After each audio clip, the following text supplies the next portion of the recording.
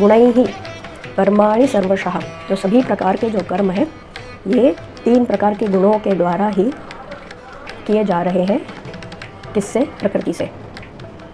अहंकार विमूढ़ात्मा, तो जो स्वयं को कर्ता समझ ले ऐसे विमूढ़ आत्मा, ऐसा मूर्ख जो है जिसके बुद्धि में पट्टी बंध चुकी है अहंकार की। कर्ता हम इति मन्यते, स्वयं को कर्ता समझ लेता है, इति मन्यते मान लेता है। तो ये क्या हम नहीं करते?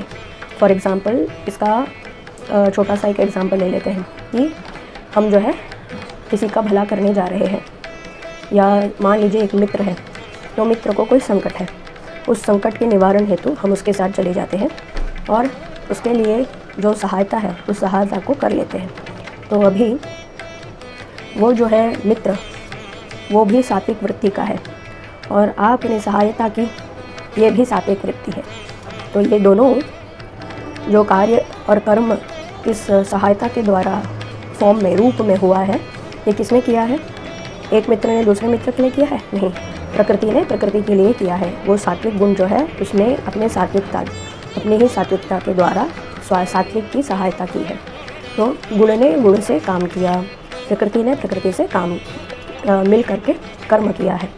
तो ये कर्म जो है ये किसके पल्ले पड़ता है? प्रकृति के पल्ले पड़ता है, न कि चेतना स्वरूप आत्मा के पल्ले।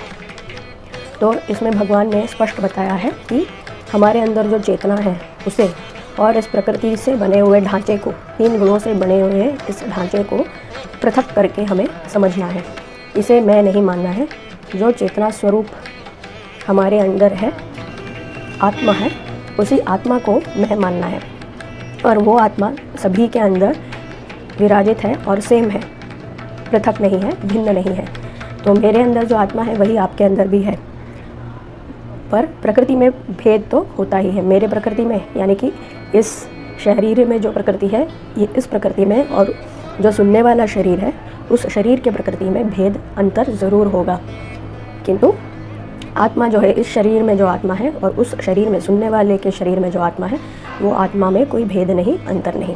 तो मैं, ऐसा जब हम कहते हैं तो उसे भगवान ने कहा है अहंकार विमूढ़ात्मा। तो इस प्रकृति को मैं मान लेना ही अहंकार है हमारा। तो ऐसा हमें नहीं मानना चाहिए।